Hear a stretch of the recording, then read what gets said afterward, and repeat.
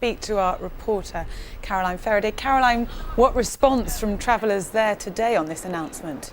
Well, Natalie, obviously the potential for a seat on the morning commute is good news for those who use the service, as over 500,000 people do each week across Kent and East Sussex.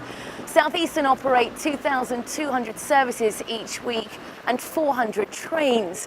And the number of passengers using the service is growing year on year, and so is, of course, the price of a ticket. From here, for example, the price of an annual season ticket is over £4,000 per year. Well, that's expensive, say commuters, if it doesn't even guarantee that you can get a seat on the train. Currently, over 100,000 commuters each morning have to stand for their morning commute. That's over a fifth of the people who are using the service. As a result, Southeastern say that they are going to start having 3,500 more seats on their services, on their peak time services, from January onwards.